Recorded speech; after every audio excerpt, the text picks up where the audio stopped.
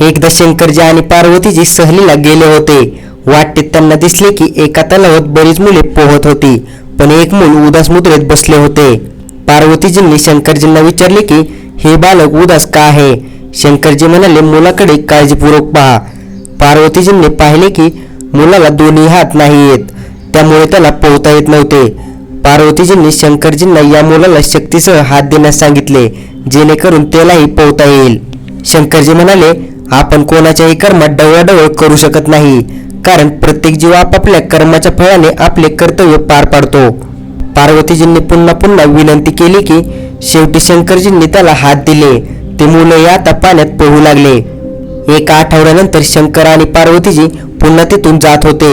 यावेळी परिस्थिती उलट होती. फक्त तेच मूल पोहत होते आणि बाकी सर्व मुले बाहेर होती. पार्वतीजींनी विचारले की हे काय आहे. शंकरजी म्हणाले, नीट ध्यान देऊन पहा. त्यांनी पाहिले की मुली इतर मुलांना पाण्यात बुडवत आहे, म्हणून सर्व मुले बाहेर पळत आहेत. शंकरजींनी उत्तर दिले की प्रत्येक व्यक्तीला त्याच्या कर्मानुसार फळ मिळते. देव कोणाच्याही कृतीने प्रभावित होत नाही.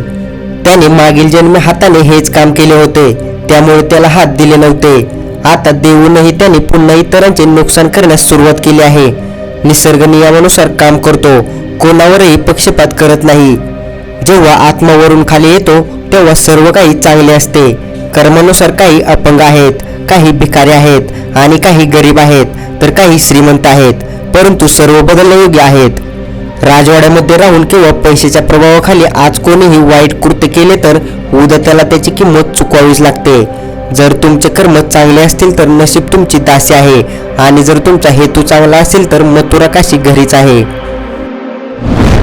आय होप मित्रांनो, मला या कथेच्या माध्यमातून जे काही सांगायचे होते ते तुम्हाला समजले असेल.